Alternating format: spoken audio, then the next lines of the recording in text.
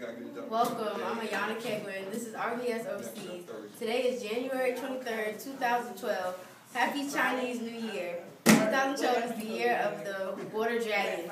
The dragon represents the emperor, and they consider the dragon to be untouchable and unpredictable.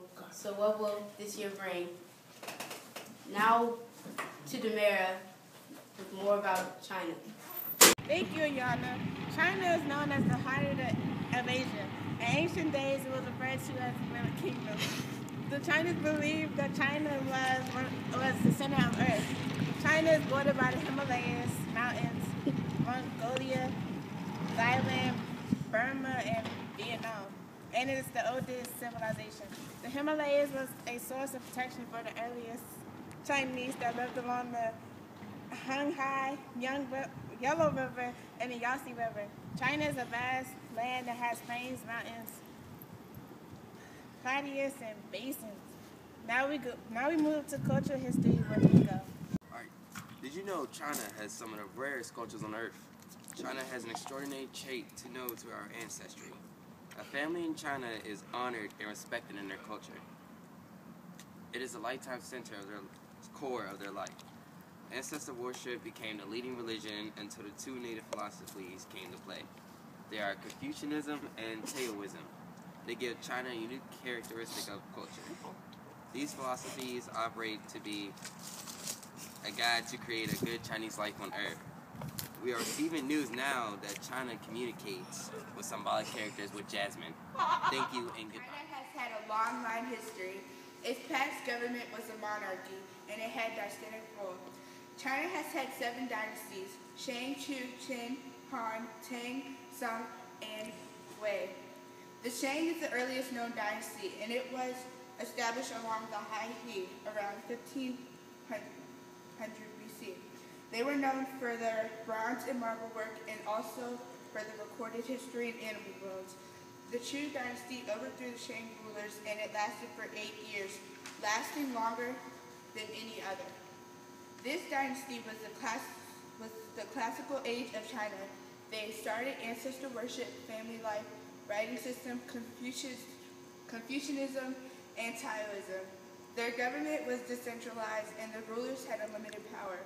Shang Hong restored order and founded the Chinese dynasty. Shang Hong was the first emperor to unite China under one strong central government. He standardized Chinese weight, measurement, coinage, and writing system. This dynasty gave China its name and constructed the Great Wall. It is 25 to 35 feet high and 15 feet wide, and it covered 1,400 miles. The wall was used as a barrier against the Huns. Shang Hong brought order and protection to China, but he was ruthless, and the people revolted after his death. The Han dynasty was established in 202 BC. Its famous ruler was Wu Ti. He defeated the Huns and extended China to meet the growing need for well-trained government officials. They introduced a civil service system. Later, the Han established the Pax Sinica, the Chinese peace. It lasted for 400 years.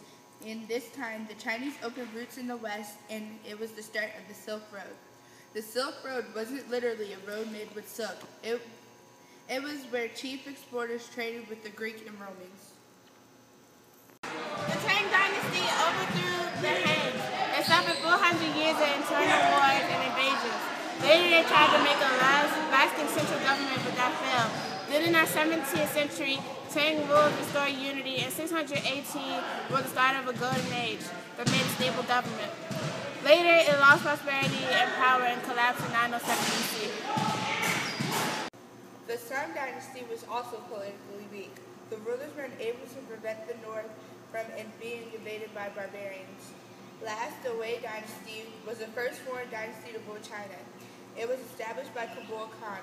He was a relative of Genghis Khan, a great ruler of the Mongol Empire.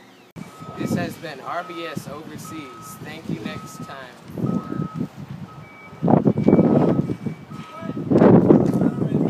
Thank you next time. Our report on false myths in China.